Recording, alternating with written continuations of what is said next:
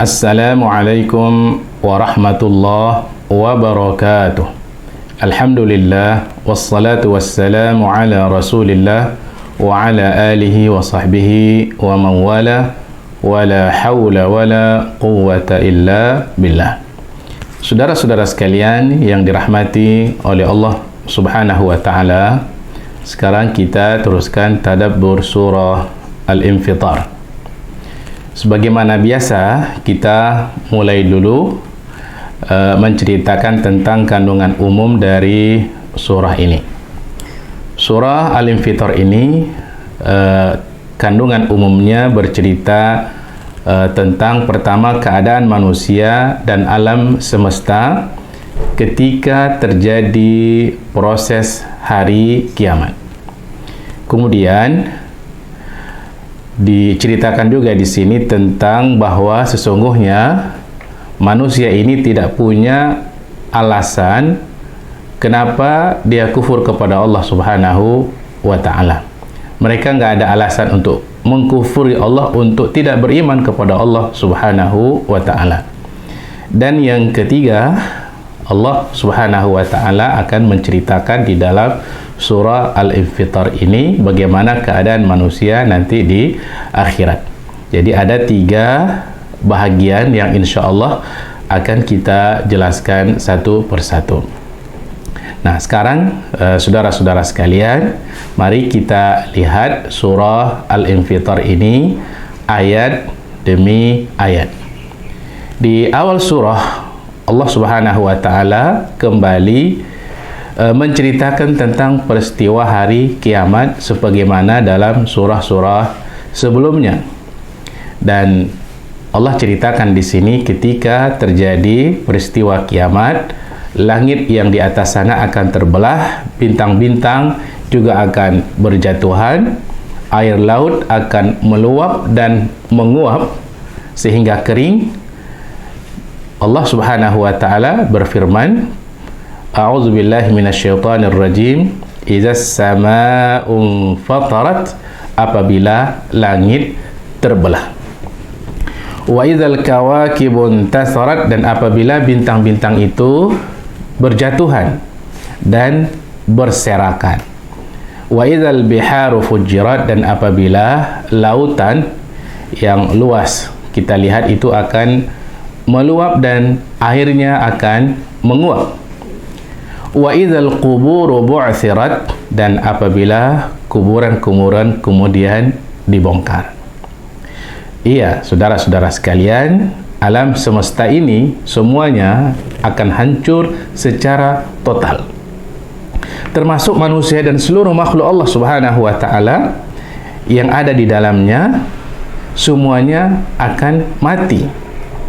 Dan tidak ada yang tinggal dan kekal kecuali hanya Allah Subhanahu wa ta'ala.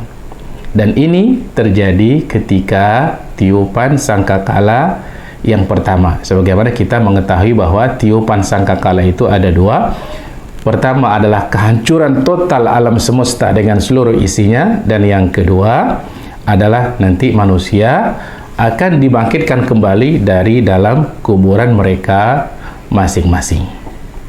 Nah, mereka dibangkitkan oleh Allah Subhanahu wa ta'ala dalam keadaan yang berbeda-beda, tidak sama satu sama lain, dan keadaan mereka ketika bangkit itu sangat bergantung kepada keadaan mereka hidup di atas dunia, bergantung kepada amal soleh yang mereka lakukan masa hidup di atas dunia. Mereka setelah dibangkitkan kemudian berkumpul di padang mahsyar dalam keadaan tidak berpakaian, tidak ada satu benang pun yang melekat pada badan mereka, persis seperti mereka dilahirkan oleh ibunya, tidak memakai sandal dan juga tidak membawa apa-apa. Uratan hufatan ghurla buhman, sebagaimana yang disebutkan oleh baginda Rasulullah sallallahu alaihi wasallam. Nah, mereka kemudian di sana nanti di padang mahsyar itu berjalan selama 50.000 tahun. 50.000 tahun berjalan. Dan Setiap 1000 tahunnya mereka akan berhenti dan ditanya di tempat itu. Jadi 50 kali mereka berhenti. Nah, masing-masing mereka kemudian akan diberikan catatan amal mereka, catatan amal perbuatan mereka masa hidup di atas dunia. Ada yang nanti yang diberikan dari sebelah kanan, dan itu pertanda bahwa mereka akan Allah masukkan ke dalam surga.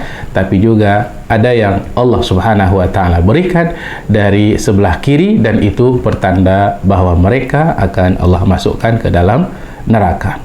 Na'udzubillah min dzalik. Nah, saudara-saudara sekalian, ketika mereka melihat catatan amal perbuatan mereka masa hidup di atas dunia, seluruhnya tercatat dan tertulis secara detail, barulah mereka sadar, ya, barulah mereka tahu apa yang selama hari ini sudah mereka kerjakan dan apa yang selama hari ini mereka lalai melakukannya. Allah Subhanahu wa Ta'ala berfirman, alimat nafsum ma qaddamat wa akharat. Maka tiap-tiap jiwa akan mengetahui apa yang telah mereka kerjakan dan apa yang telah mereka lalaikan.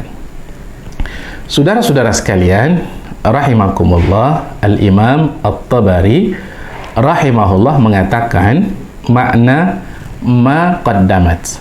Apa maksud dari firman Allah ma qaddamat? Itu artinya adalah bahwa setiap orang akan mengetahui kebaikan dan juga keburukan atau kejahatan yang sudah pernah dilakukannya masa hidup di atas dunia. Itu makna dari ma qaddamat. Kebaikan apa yang sudah dilakukannya, kejahatan apa yang sudah dilakukannya, kelak dia akan mengetahuinya. Ma qaddamat. Adapun makna ma akharat, kata Al-Imam At-Tabari rahimahullah, itu maksudnya adalah bahwa setiap orang akan mengetahui pula kebaikan dan keburukan apa saja yang sudah dicontohkannya kemudian diikuti oleh orang lain. Nah, sehingga dia juga akan mendapatkan pahala atau dosa dari orang yang mengikutinya. Kalau kebetulan yang dia kasih contoh itu adalah amal soleh, dia akan mendapatkan pahala dari orang yang mengikutinya. Dan kalau dia melakukan kejahatan, dia juga akan mendapatkan dosa dari orang yang mengikutinya. Itulah makna hadis Rasulullah SAW, man sanna sunnatan hasanatan, barang siapa yang memberikan contoh yang baik, falahu, maka bagi dia ajru, pahala. Orang yang mengikutinya, contoh yang baik itu diikuti oleh orang lain kemudian diamalkan oleh orang lain tersebut, maka pahala orang itu ya didapatkan oleh orang yang memberikan contoh. Itu untuk kebaikan, dan hal yang sama juga berlaku bagi kejahatan. Nah, saudara-saudara sekalian, ini bagian pertama mengenai tadabbur surah Al-Iftar. Nah, apa kira-kira pelajaran yang bisa kita ambil dari apa yang sudah kita jelaskan tadi? Yang pertama adalah bahwa hari kiamat itu pasti akan terjadi. Suka atau tidak suka, pasti akan terjadi. Mau atau tidak mau, pasti akan terjadi, dan itu adalah bahagian dari keyakinan kita kepada Allah Subhanahu wa Ta'ala. Ketika kiamat itu terjadi, alam semesta ini akan hancur. Semuanya juga akan hancur, yang kekal hanya Allah Subhanahu wa Ta'ala. Karena itu kita, saudara-saudara sekalian, harus siap untuk menghadapi hari kiamat. Dan yang kedua adalah semua yang kita lakukan di atas muka bumi ini, itu semuanya dicatat oleh malaikat Allah Subhanahu wa Ta'ala, ya.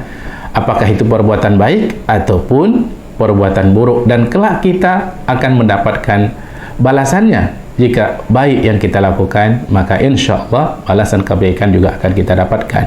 Begitu juga sebaliknya. Na'udzubillah min dzalik. Dan yang ketiga adalah untuk orang-orang yang beriman kepada Allah Subhanahu wa Ta'ala, Allah berikan peluang kepada dia untuk menghapus kesalahan-kesalahan yang dilakukannya, ya, di antaranya dengan cara bertobat kepada Allah Subhanahu wa taala. Allah bagi peluang bagaimana cara kita menghapus dosa-dosa kita. Di antaranya adalah dengan cara bertobat kepada Allah Subhanahu wa taala dan juga dengan cara melakukan amal soleh sebanyak-banyaknya. Baik, jumpa lagi pada bahagian tadabbur berikutnya. Assalamualaikum warahmatullahi wabarakatuh.